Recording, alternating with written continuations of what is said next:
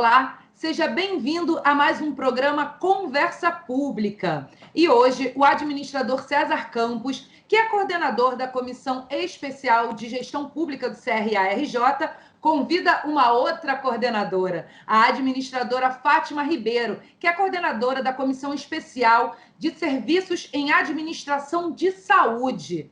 Bom, a gente tem muita coisa para falar sobre isso, porque a gente ainda está no meio de uma pandemia e o que a gente aprendeu, o que a gente não aprendeu. Enfim, esse é o papo que a gente vai levar nesse programa de hoje. César, Fátima, como estão vocês? Tudo bem, tudo tranquilo. Tudo bem também, tudo tranquilo, graças a Deus. Que bom. Tranquilo, né? Para a gente estar só observando o que está acontecendo. Verdade. Bom, Fátima, a gente tem ouvido muito falar que estamos numa segunda onda, lá vem uma segunda onda. É isso mesmo? O que você, como profissional da área, tem a dizer? É uma segunda onda mesmo? Érica, deixa eu te agradecer primeiro a César, ao conselheiro César, ao CRA por essa oportunidade da Comissão de Saúde estar aqui, né? E falando sobre isso, né?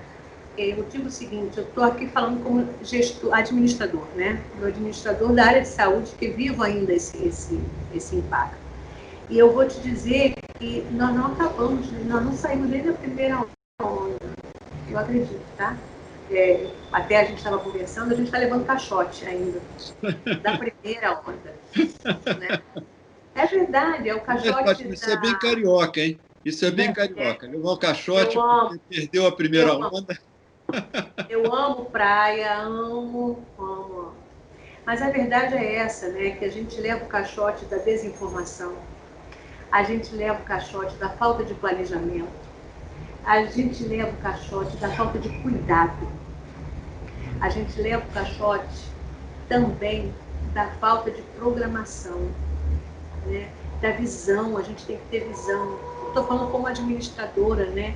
E aí a gente observa que a segunda onda virá. Mas a gente primeiro tem que se reerguer da primeira, que não está acontecendo isso. Não acontece isso, né? A população, ela está muito assim... O que ocorre na realidade, isso é minha opinião, e eu acho que vocês podem até dividir isso comigo, né? O que ocorre é que a população desacreditou de tudo. Uns dizem uma coisa, outros dizem outra, e aí a população se vê confinada, né? Não sai, você não pode sair, você tem que usar máscara, você tem que botar isso, e aí você fica sem saber o que fazer, né? E você sabe, estou falando do Rio, mas não é só o Rio. Nós estamos vendo isso em todo o Brasil e lá fora também, na Europa, nós estamos vendo isso. Né? Mas só que o Rio de Janeiro tem a sua especificidade. Nós estamos chegando no verão. Nós vimos as praias cheias, com certeza. O vírus está aí, ele não foi embora. A única certeza que nós temos é que ele está aí. E agora, eu não sou epidemiologista, eu sou administradora, não sou médica, mas a gente trabalha com números, né? E nós vimos, assim, coisas muito sérias com esses números. Aí eu te pergunto, são informações, são dados fidedignos para a gente tomar uma decisão? O que está faltando, né? Porque quando a gente vê dentro da mídia, né? O Rio de Janeiro cai, o Rio de Janeiro está em alta, em queda, e depois ele está em alta. O que está acontecendo realmente? Eu acho que nós temos um sistema de informação falho, sim, tá? Eu acho que falta uma maior integração das redes, da rede estadual, municipal e a federal. Eu acho que isso precisa acontecer. A gente tem que dar muita atenção básica, rede básica mesmo, né? E pensar nisso, porque pensar que a população, também é muito responsável. Com certeza. Tá? Agora, a gente vê o seguinte, no início, na primeira onda, eu me lembro que lá em março eu fiz um artigo que eu falo perigo do colapso hospitalar. No início, a população estava com medo de tudo. Eu não vejo hoje a população com medo. Eu vejo indo para a praia, você vê as praias cheias, mas eles, olha só, se eu liberei, se eu dei o doce para você, você vai comer, não vai? Então, eu acho que a falta de informação é muito grande, ou a informação sem qualidade. A informação precisa ter você tem que ter confiança naquilo, né? Então, a gente vê que nós também somos responsáveis. Quando eu digo assim, para os meus meninos e tudo, eu digo assim, olha só, quem puder, fica em casa. Mas quem não puder, porque a economia precisa rodar, precisa. Uhum. De qualquer forma, ela vai precisar rodar. Mas a gente tem que ter muito discernimento, né? De usar as regras básicas de higiene. Você falou uma coisa agora que eu me lembrei, uma coisa que aparecia muito essa descoordenação que você fala nos governos, está tudo desorganizado, tudo desintegrado, né? E uma das coisas que estava sendo feito muito bem e que piorou foi a questão da comunicação.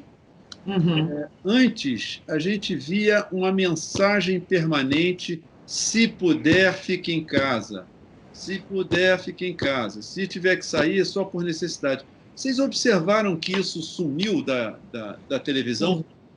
Não está mais aparecendo, né? Eventualmente, você vê assim uma mensagem em algum anúncio de empresa e tal, ou até anúncio de televisão, mas muito esporadicamente. Antes era uma informação constante. Aí você junta esse comportamento, essa atitude dos meios de comunicação, você junta a desarticulação dos governos e você junta uma certa liberação das atividades por conta da economia, é o próprio recado de que o seguinte, não é mais grave. Não é mais grave. Né? A Mas população grave, né? começa a ver, não é mais grave. Aí você tem uma outra variável também que me chama a atenção, que é o seguinte, o atendimento, os protocolos de atendimento, eles melhoraram muito. Antes era um desconhecimento muito grande, hoje não é tanto é que os óbitos eles reduziram bastante do que foi no início da pandemia, que mostra que houve uma mudança de protocolo. E então é mais um elemento bom, né? Ótimo que os óbitos tenham caído, mas é mais um elemento que reforça o comportamento de que, olha, não é mais grave, não estamos mais numa situação tão grave. A Fátima pode corroborar isso, mas os óbitos caíram, mas a contaminação, ela se mantém. Né? Se não morrer, não quer dizer que não seja grave. Isso, lógico. Exatamente. É isso que eu estou... É uma doença que ela te limita também. Ela ainda está sendo conhecida. Quando você, César, fala assim... Antes, você tinha um protocolo que você não poderia ir. Só ia quando tivesse um sintoma mais grave, né? E aí você, quando chegava lá, você já chegava na beira. Aí acabou. Exatamente. Entendeu? Então, eu acho que a classe médica, ela está aprendendo muito a tratar. Perfeito. Isso é uma coisa boa. Então, aprendeu a tratar. Ocorre que o próprio vírus, eu não sei nada de vírus, tá, gente? Mas, assim, o vírus, ele está sendo muito forte, cara. Ele está sendo muito forte. Então, você aprendeu a tratar, ele está indo para o outro lado, né? E você vê agora, ele está acometendo jovens. Por que será? Ele não é que ele acometia os mais idosos, não era isso. Mas os jovens estão se expondo cada vez mais. Isso, perfeito. Entendeu? Então, é assim, tem que ter, sim, regras de controle aí pelas autoridades. Né? Não adianta você abrir sem fiscalizar. Você tem que abrir fiscalizando. Eu acho que ninguém também tem que ficar preso, não é isso. Mas cadê as fiscalizações? Não existe. Mas você sabe que, por exemplo, essa questão de ficar preso, de não poder sair e tal, isso não depende só da punição. Não. Tem muito a ver com a campanha que parou. Parou tudo. Falar de que é arriscado aglomerar. Por exemplo, tem uma coisa que está me chamando a atenção, é que as pessoas, no início, tinham muita dificuldade de usar máscara. Hoje, a máscara se tornou comum. Só que a máscara, o sujeito acha que usando a máscara está com a vida resolvida, não precisa fazer mais nada. Aí usa a máscara, mas não lava tanto a mão. Usa a máscara, mas não usa o álcool gel. Eu tive uma situação agora no fim de semana, tive que viajar de avião, nesse fim de semana agora, eu fiquei escandalizado, porque, por conta de um atraso, quer dizer, teve uma falha no sistema da empresa aérea e os voos ficaram sem informação. Então, os voos atrasaram. Bom, virou caos no aeroporto. A aglomeração foi geral. E aí eu fiquei pensando lá, olhando com a cabeça de administrador, né? Eu vendo o seguinte, é lógico, os sistemas são desconectados. Então, você tem o sistema do aeroporto, você tem o sistema da empresa aérea, e que, quando chega numa qualquer pane dessas, não tem plano B, a não ser a mesma coisa que a gente vê com ou sem pandemia, que é o seguinte, todo mundo aglomerado num salão esperando o embarque. Salão fechado. Fechado, esperando o embarque. Olha, eu fiquei apavorado, eu disse, eu não fico aqui, eu fui embora, fiquei em outro lugar e esperei a chamada. Assim, e com isso, César, eu vou falar uma coisa para vocês, assim, o povo sofre muito. Nossa. Né? Até porque nós vimos essa semana o caos no BRT. Sim. Exatamente. É. O transporte, olha só, a saúde, hoje eu vejo assim, hoje, a saúde, ela está no foco. Nós estamos no meio do holofote, assim, Claro. Né? Mas com ela vem a reboque, o sistema de transporte, né? Vem a falta da água. Outro problema. Outro problema, o sistema sanitário, vem isso tudo aglomerando embaixo. Você veja, as pessoas doentes, as pessoas com outras patologias, elas não encontram mais acesso às unidades de saúde, porque todos estão voltados agora para a Covid. Isso é muito sério. Nós vimos agora que os leitos estão mais de 90% ocupados, leitos de enfermaria e de UTI também. E não só o público, o privado também já está no seu esgotamento. Eles estão começando, o privado, levar para outras redes. Então, o que a gente vê é o seguinte, o SUS, apesar de suas deficiências, total, mas a deficiência do SUS não é o seu modelo, não. Eu sou SUS até os poros, sai pelos poros, tá? Mas, assim, não é pelo modelo, mas é por falta de gestão. O SUS é uma coisa linda de ser vista, mas falta gestão, falta conhecimento dos gestores do que é o SUS, né? E é ele que está segurando, ele que vai lá e faz o teste do SUAB, que é o do cotonete, né? Hoje, se você a Covid não é no início, é depois de um tempo, e aí o plano não autoriza, e é obrigado a cair aonde? No SUS. E é lá que você vai ser atendido, entendeu? Então, assim, eu tenho uma pessoa da família, já idosa, que acordou, amanheceu no banheiro desmaiado. Levou para uma UPA, chegou na UPA, a médica olhou, falou para o filho, por favor, ele não tem Covid. Olha, leva para casa. Ele pode ter tido um infarto. Opa! Nossa! Você vê o desespero dessa família, esta família que você vê. Porque quando a gente trabalha em saúde, a gente começa a tentar resolver as coisas. Se você não consegue, por causa de uma fila de uma coisa chamada CISREG. Mostrou, tem uma coisa... de regulação, que nesse caso não. Uma coisa que me chamou muito a atenção. Assim, é uma falta de conhecimento, sabe, César? Eu acredito nisso. E a gente que está aí há mais de 30 anos fica mais triste ainda. Mas você sabe que uma coisa que eu observei é que a pandemia, ela mostrou duas coisas. Pode ser até um paradoxo, mas ela mostrou, primeiro, o acerto da política pública que criou o SUS. Isso foi assim, um reconhecimento fantástico sobre o serviço de saúde brasileiro, né? É uma repercussão mundial, inclusive.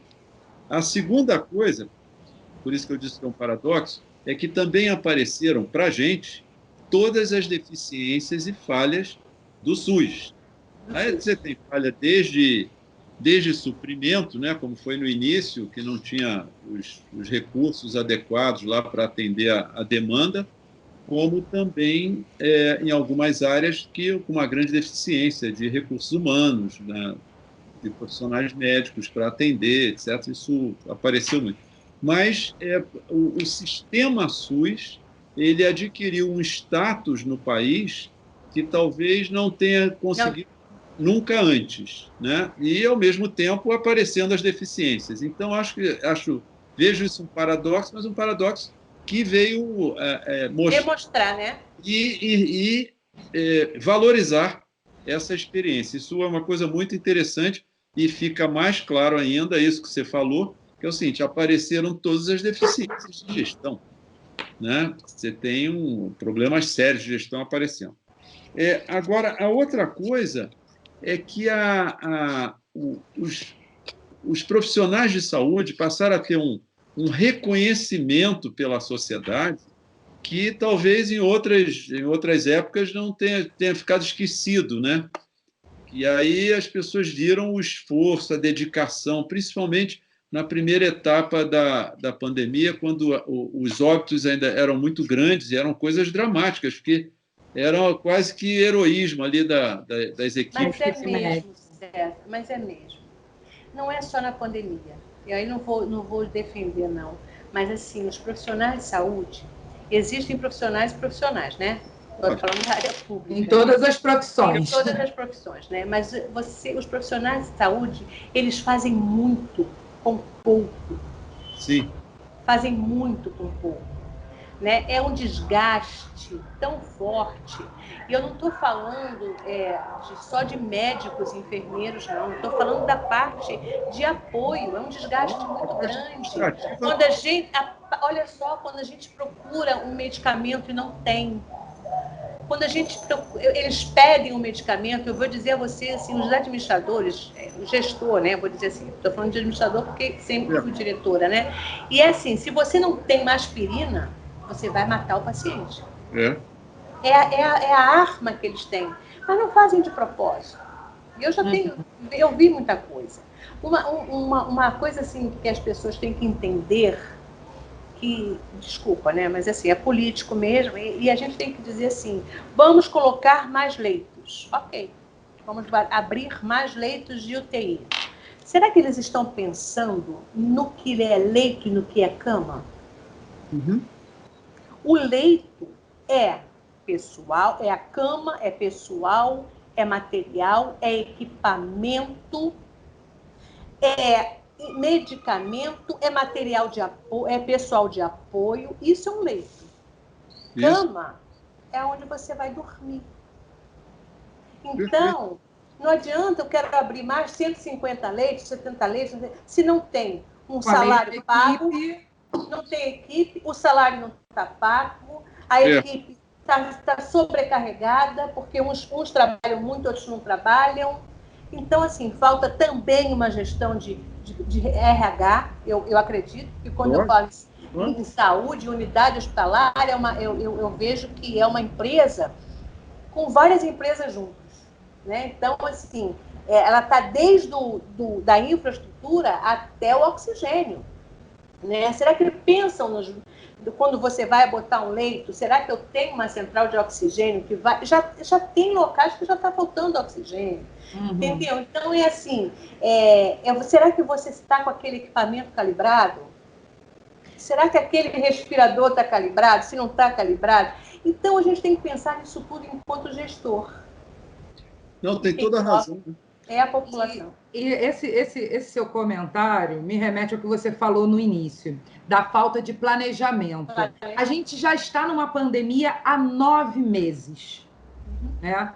A segunda onda, que está a primeira que ainda não foi embora, o caixote que a gente continua tomando, está aí e a gente sabia que isso ia acontecer. Houve planejamento? Houve alguma mudança de comportamento dentro da gestão pública, até mesmo na gestão privada, Fátima? Como você vê isso nesses últimos 9 meses? Olha só, Érica, eu não posso dizer porque eu não estou na frente lá, né? Não sei. Mas o que a gente observa que não deu tempo de se planejar. Não deu tempo. Mas nós, administradores, sabemos como trabalhar sem planejamento. A gente vai aprendendo e vai traçando as nossas estratégias de acordo com o cenário. E o cenário ele está piorando a cada dia. Às vezes, a gente pode olhar assim, vamos agora descansar. E o administrador que corre atrás, é melhor ele ficar sentado, porque não vai acontecer nada, entendeu? Ele tem que estar sempre à frente. A gente não pode descansar. Quando eu falo administrador, não, eu falo do gestor, né? Eu penso assim, a administração é a teoria e a gestão é a prática, né? Por isso que todos, aí que a gente vai falar muito, eu gosto muito de dizer assim, tem que ter a profissionalização da gestão. A gestão, mesmo que o administrador, eu estou falando o profissional de administração, ele tem que sentar na mesa de negociação para também discutir isso. Discutir, olha, doutor, eu não tenho mais a seringa. Está chegando aí agora a vacina, tá? A vacina só, você vai dar o quê? Vai dar na gotinha? Vai pingar? Você precisa da seringa, você precisa da agulha, você precisa do equipamento para deixá-la em temperatura ideal, você precisa da logística de trazer isso. Olha aí, mais uma área da administração que é a logística. Né? A área da gestão de material, a gestão de frio, a cadeia de frios é muito importante. Será que estão pensando nisso? Hoje... Não, estão deixando para quando chegar. Eu vi ontem, assim, quando você me ligou, eu estava vendo televisão, e eu olhei assim, eu falei, meu Deus, eles estão pensando em fazer o planejamento para a vacinação quando a vacina chegar. Não, isso é uma maluquice. Realmente maluquice. Isso não estou inventando, não, gente. Tá em Globo eu ouvi sobre isso. Você ouviu, né? Então, assim, são coisas que a gente vê assim, gente, olha, não dá mais. Não dá. Olha só, essa pandemia, ela veio para dizer assim, não dá mais para amadorismo. Não podemos mais brincar com a saúde com amadorismo. Tratar a saúde com amadorismo e política. Quando eu falo isso, gente, sem medo de errar, e eu vou dizer, enquanto tiver política na saúde, não teremos política de saúde. Certo? É diferente. Eu não queria o desafio de gestores públicos, né? Assim, os nossos governantes, eu não queria estar na pele deles. Não queria, porque é importante a gente observar que eles são gestores, eles são, assim, gestores de tudo, generalistas, vamos dizer assim. Mas eles precisavam de especialistas preparados, conhecendo a gestão, conhecendo gerenciar, o que é uma gestão. Entendeu? Não poderemos, eu acho que as indicações deveriam ser mais baseadas nisso, porque é isso que nós estamos sofrendo hoje. Né? E assim, são várias coisas que a gente tem que observar dentro da informação, dentro da cadeia, nessa cadeia assim, de RH, pensar muito nesses profissionais. Muito nesses profissionais. Tem profissionais que já não estão aguentando mais, mas não é aguentando até a nível de suicídio. Eu tenho essa questão da saúde mental, eu tenho falado, tenho tido contato com o pessoal da UFRJ, que eles criaram um centro já há meses, logo depois que começou a pandemia, por conta um atendimento de apoio psicológico para a equipe de saúde dos hospitais que são a rede, né? E eles abriram pensando apenas na UFRJ, né?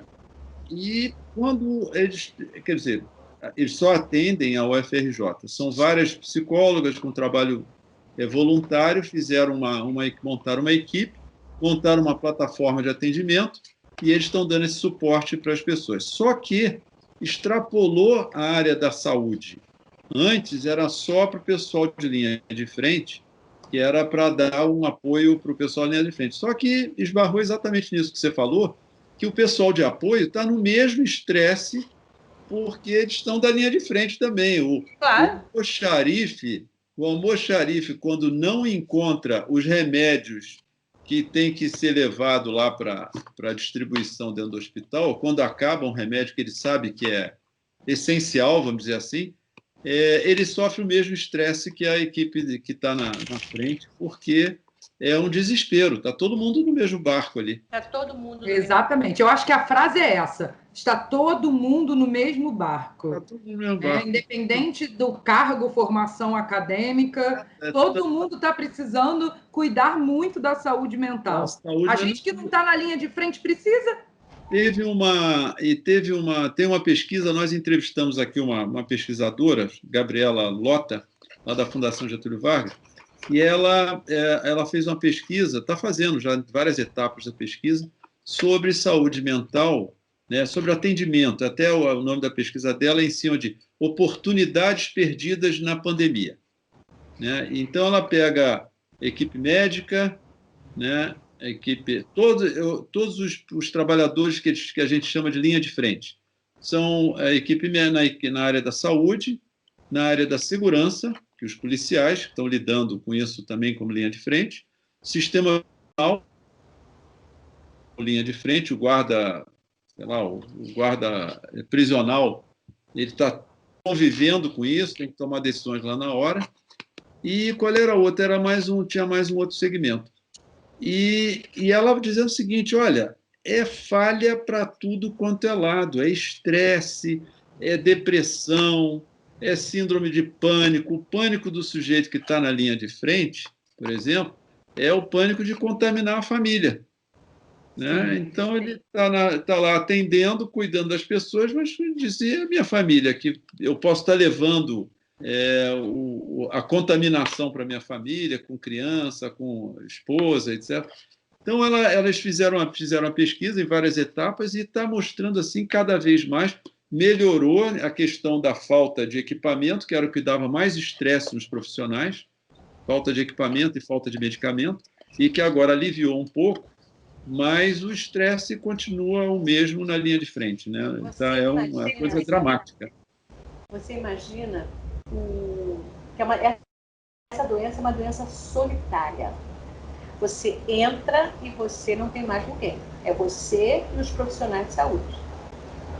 Imagina a família que está do lado de fora. Olha o sofrimento dessa família. Né? Exatamente. Muitas vezes se despedindo por celular. Né? E aí você imagina, eu vou falar da minha área, né? Da minha parte, né? De carregar o piano, infelizmente. Mas você imagina um maqueiro que vai carregar, né? E aí que eu fico muito triste quando eu vejo essas coisas, assim, e não é agora não, a área de saúde ela tem isso, tá? Não é a pandemia, mas ela tem isso. O médico trata, né? O médico prescreve, o enfermeiro cuida, o enfermeiro tem aquela coisa bonita também de ter o contato, o tato dele, isso faz bem ao paciente. Isso, o paciente vai embora, o enfermeiro entrega para quem? Para o administrador, ou para o coordenador administrativo, o enfermeiro vai preparar o corpo, entrega, e aí passa para uma outra área, entendeu? Então, acho que é uma cadeia, eu acho que realmente todos... Aí eu vou te dizer, eu não sei se nós estamos no mesmo barco, não, Érica. Vocês querem rir, né? Nós não estamos no mesmo barco. Cada um está no barco, mas o mar é o mesmo. O mar revolto é o mesmo. Entendeu? Sim. Então, quando César fala assim, o segmento tal, cada um sabe aquilo que está aqui dentro, né? Aquilo que você procura saber, você fica nervoso, você não tem aquele medicamento, o oxigênio está acabando, gente, o oxigênio vai acabar. E aí é um estresse muito grande, né? E como ele disse, as doenças cardíacas estão vindo, o infarto está chegando muito rápido. Né? Então, isso tudo, eu não vou culpar, não tem culpado. O culpado é o bichinho aí, né? Mas ninguém estava preparado para isso. Não tem país que você vai chegar vai dizer, mas eu estava... Não tem. Não, nenhum deles, não. Mas, não, isso tinha que acontecer e tá. Agora, o que a gente pode demonstrar realmente é isso, como é que a gente vai trabalhar o caos, é a administração do caos. E aí, vamos trabalhar o caos? E aí, entra a questão que tem a ver com a nossa profissão de administrador, que é encarar ou como crise, ou como caos, ou como oportunidade para melhorar as coisas. Porque a pandemia, ela teve a capacidade, esse vírus, né? Esse vírus teve a capacidade de mostrar claramente todas as deficiências de todos os sistemas que nós temos operado. Então, você pega transporte, você pega a área de serviços, o turismo, a hotelaria, bastou ter essa variável que ninguém mais conseguiu operar, trabalhar, ter alternativas. Isso é uma coisa que me chama muita atenção, assim, sob o ponto de vista de administração. É verdade, é verdade. Outro isso é dia, bom, né? Outro Eu dia não sei se isso é ruim ou se é bom, mas aí eu acho que dá para a gente entender até onde vai. Outro dia eu vi um Uber que eu fiquei assim, achei muito interessante. Não tenho andado de táxi nem nada, mas eu vi um Uber quando eu fui, isso agora que eu fui viajar, aí vi com um plástico, né, que estão colocando, isolando. Separação. Aquilo ali eu achei, olha, aquilo ali é uma decisão de administrador, vamos dizer assim, né? A criatividade, né? Exatamente. Qual é o problema? Se o problema é esse, é assim que é uma solução. O que aquilo ali deve beneficiar no combate à Covid, porque antes era todo mundo dizendo: Ih, como é que faz? Ninguém sabia o que fazer. Não, usa máscara. Não, usa máscara, mas tem que ter. E ali aquele plástico, a coisa simples, é um plástico que isola as duas áreas. E eu disse, gente, que benefício que isso deve estar trazendo, sob o ponto de vista de prevenção, de proteção das pessoas, do motorista, do passageiro. E uma coisa assim relativamente simples, mas de quem provavelmente está vivendo o problema, né? Viu o problema e virou os carros todos, eu vi que vários carros estão assim, né? Então. Bom, Fátima, César, ainda temos muitas coisas para falar sobre esse tema, mas já passamos o nosso horário, né? Isso é sinal de que foi muito bom. É sinal de que foi bom, não deu nem para sentir. Mas, César, sempre um prazer conversar com você. Fátima, muito obrigada pela sua presença aqui no Conversa Pública. Eu que agradeço, tá? Eu fico muito lisonjeada. Eu disse outro dia para a Kátia que eu estava fazendo minha última dose de gestão, que é o nosso canal aí, né? Dose de gestão, e eu fiz com o coração da gestão. Um médico falando sobre o coração, como é que a gente vai estar enfrentando isso tudo. Então, mas não foi. Foi hoje que eu gostaria tanto de falar do SUS e não deu para falar, e eu vim aqui, o César me deu essa brecha, muito obrigada. Não, olha, nós temos que lutar pelo SUS de qualidade. E pode ter o SUS de qualidade, nós temos isso, a gente tem isso para brigar. E o Brasil é um dos países que tem o melhor sistema de imunização. E aí a gente não pode aceitar que o planejamento da vacina seja feito quando ela chegar. Aí é uma comprovação de que realmente nós estamos muito aquém da gestão profissionalizada. Exatamente. E, Fátima, eu queria aqui agradecer a sua vinda aqui, de você ter aberto a sua agenda para vir aqui, porque a nossa preocupação aqui no programa de hoje era dar um alerta para os administradores, para os colegas administradores, da gravidade que ainda está reinando no todo enquanto a gente não tiver soluções de tratamento e soluções de proteção maior, e que não são coisas que vão ser imediatas. O ano de 2021 vai ser o mesmo quadro que nós estamos no ano de 2020, porque, como administradores, a gente sabe que a logística de uma campanha de vacinação é muito grande, é muito complexa, e isso quando já tem a vacina. Quando não tem ainda a vacina, a situação fica muito mais difícil. Então, você veio aqui ajudar a gente a deixar esse alerta para os administradores, para que eles atuem nas suas empresas, nos seus trabalhos, colaborando. E protejam seus colaboradores. Com a proteção. Verdade. Se a gente quer que a economia rode, a gente precisa de pessoas. E essas pessoas precisam estar saudáveis. E cabe nós, os gestores, os administradores das suas empresas, entender Como fazer? Qual é a sua estratégia desse distanciamento? Fazer um rodízio? É isso que a gente pede. Que a gente até sugere, né? Claro que a gente não vai parar, mas um rodízio é importante. A gente vai se encontrar e vai se abraçar, com certeza. A gente vai vencer o vírus.